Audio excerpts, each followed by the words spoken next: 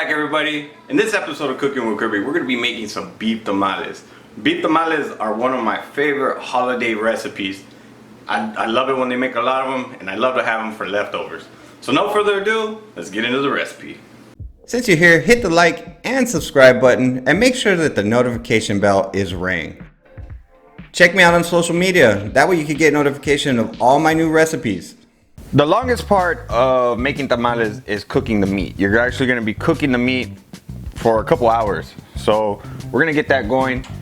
And I'm going to be doing beef tamales today. Alright, so I'm going to add some garlic and a half of an onion. Okay, so now we're going to go ahead and add in our half of an onion.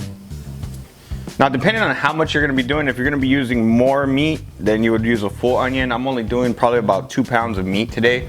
I'm only looking to make 2 dozens of tamales. Okay, so we're going to lightly season this with 2 tablespoons of salt. Now, you don't want to go too crazy on it.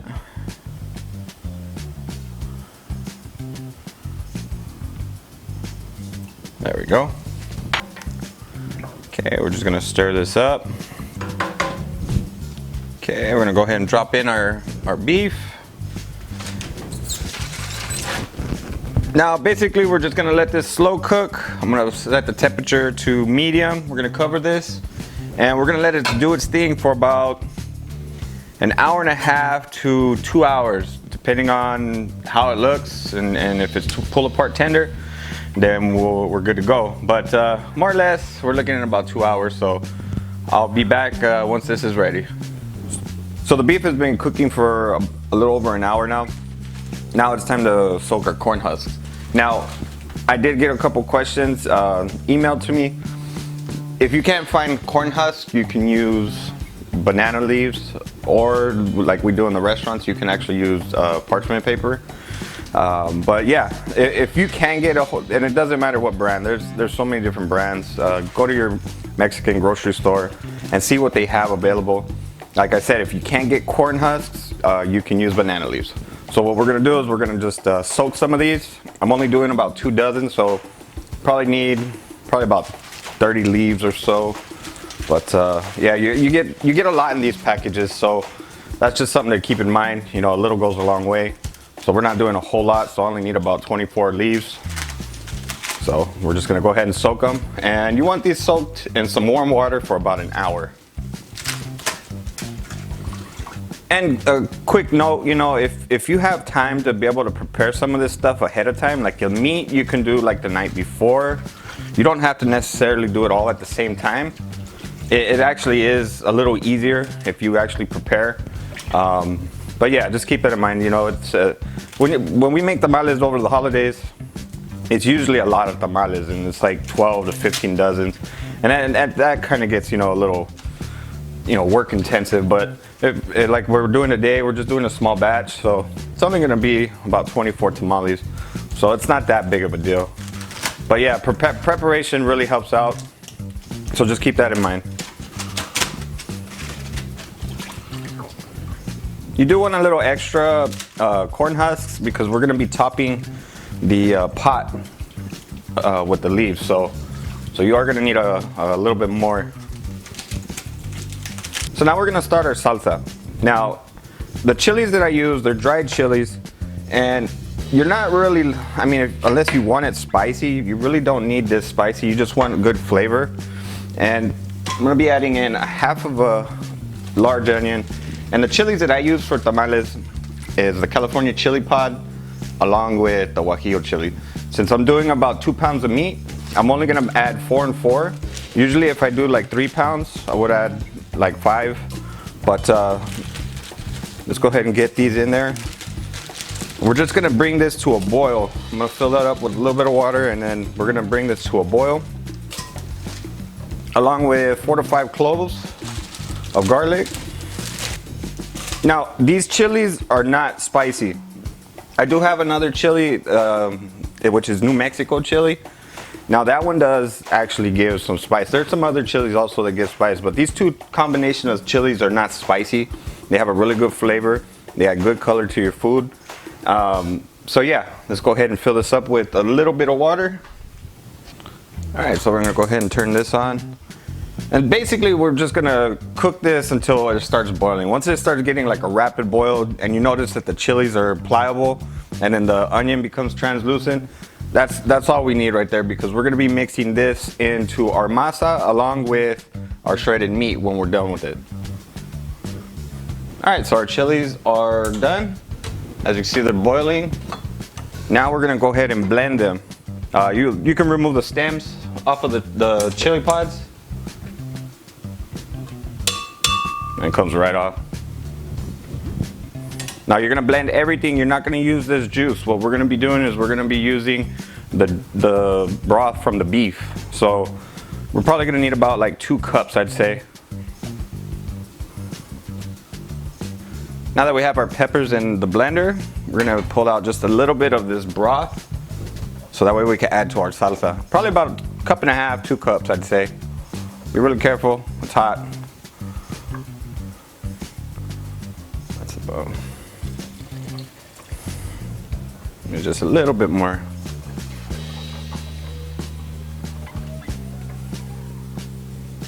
All right, it's about 2 cups right there.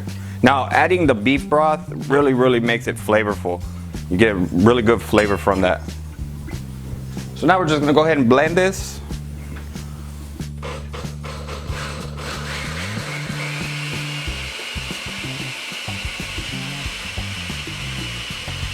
All right, so when it comes to the salsa, you wanna make sure that you have at least 3 to 4 cups of salsa, because you're gonna be mixing it with the beef, and then we're also gonna be putting some salsa in the masa. It's about 1.5 cups that we would be putting in the masa, and about 2 cups or 2.5 cups or so in the beef. Okay, so we're gonna be using maseca. Maseca is a corn flour. Okay, so we're gonna be using maseca. This is about 4 cups of corn flour. This is the tamal version, but the regular one, it's a white bag. If you can't find this exact one, you can actually use maseca, the regular corn flour, which is this one right here. I do the exact same recipe with both of these flours, and they both come out the exact same. So I don't really see a difference in it, but if you can't find that other one, you could just use this one. To prepare masa, I'm gonna take a little bit of Nor's beef bouillon, about 2 tablespoons, and I'll leave the exact measurements in the recipe. And then we're also going to be needing a tablespoon of salt. Now you want to go ahead and mix this. You want to make sure that you incorporate it evenly into the corn flour, because once we start adding in the shortening and the beef broth, that way it's nicely mixed.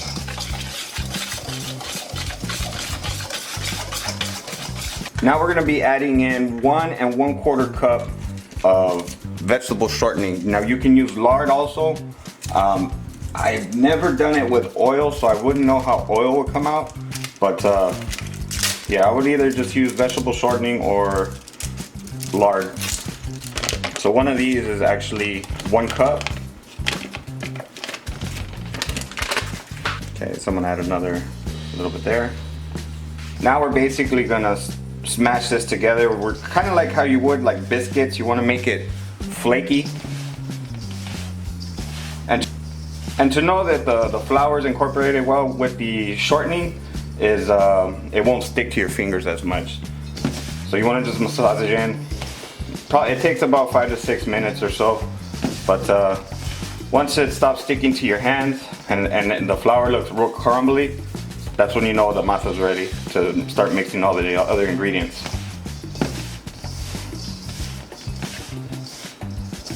As you can see now that it's getting crumbly, this is what you're looking for. It's still sticking to my hand, so it needs a little bit more.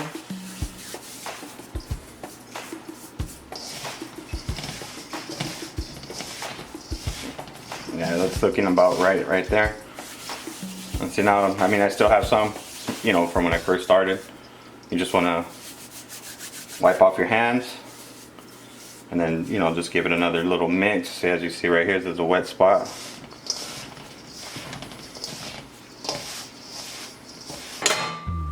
Now we're going to be adding in 2 cups of the beef broth. It's about 2/3 cup right there. And there's another 2/3 cup of the beef broth.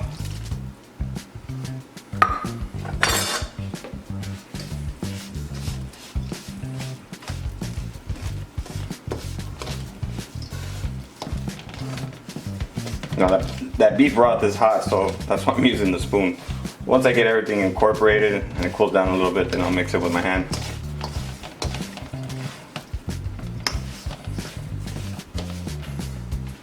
Okay, now we're gonna go ahead and add about 1 cup. About another half of the salsa.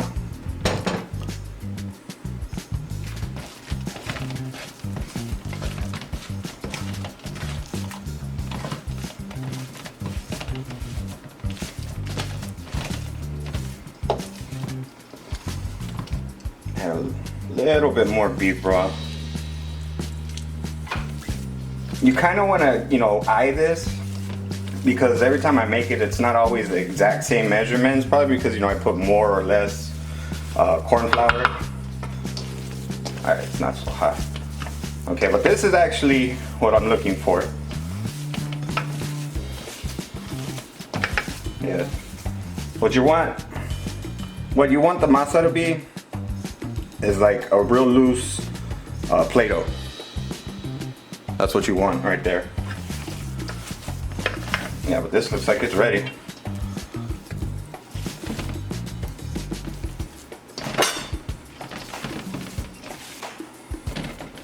Alright, so this is ready. So now we're gonna go ahead and shred our meat, and we'll start preparing the tamales and get them ready for the steamer. Alright, so I have all my beef shredded up. This was about 2 pounds, I'd say. So I'm gonna try to get 2 dozens of tamales out of these. I'm actually gonna, that masa recipe will make 2.5 to 3 dozen. So the rest of that masa I'm gonna be making jalapeno and cheese tamales. Okay, so now we're gonna go ahead and add some of this salsa into the meat. Now if you don't need to use all the salsa, there's no need to waste it. So just put what you need. So yeah, I don't need no more salsa. You just want to make sure that you mix this in well. And then I also do season the meat at this moment right now. So we'll just season with just a little bit of salt into the meat. That way the salsa has a flavor. Just add a little bit of salt.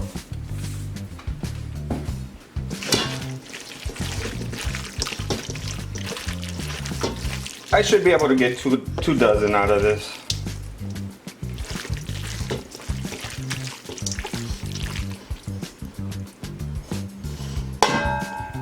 Go ahead and taste it. Yeah, that's perfect. About a teaspoon or so of salt. Alright, now we're gonna go and prepare our tamales. To make this easier, instead of filling this up with water, this is a steamer pot. Instead of filling this up with water and then putting your tamales in, put this to the side so that way as you're doing your tamales, you can, you know, stack them up that way. A little. Also, another thing too, the fuller you have this, the more cook time you're gonna need on your tamales. It's about, you know, if I have this thing full, I could have between an hour and hour and 15 minutes of cook time, and we'll have the tamales done. So for beef, I like to put black olives. I usually put, you know, potato in there, but today I'm not gonna be doing that. Now, the corn husk, you have two sides. One side is a smooth side, and then you have like a rigid side on the other side. The smooth side is where we're gonna be putting the masa. So keep that in mind. Now, one thing, I don't mind the process of making tamales. I actually enjoy it. You know, when I'm doing a small batch like this, I enjoy it. But what's so frustrating is, you know, when we do it for the holidays, is we end up making like 12 to 15 dozen. And hey, hats off to all the women that be doing that during these this time of the year, because it is a lot of work, you know, especially if you're doing, you know, more than 10 dozen. But we get it done.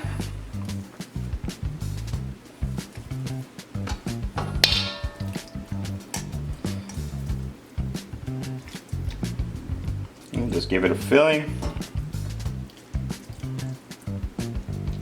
And an olive just to give it some love. And just go ahead and fold it over. Just like that, folks. That's how you fold a tamale. Alright, so all our tamales are all wrapped up. So I have water in the bottom. You know, you just basically move a tamale and, you know, pour in some water up to the little tray that they sit on. And we're gonna be covering this with the leftover corn husks. Alright, so now we're gonna go ahead and just cover this. And we're gonna get it going. Now once it gets to temperature, I have it on high for the first 5 to 6 minutes. And then once I see that it's starting to steam, then I'll put it to medium heat. But you want to let that cook. Once you see that it's hot, you want to let that cook for about an hour. And then you want to check one of the tamales. So bring it up to temperature and let it cook for 1 hour.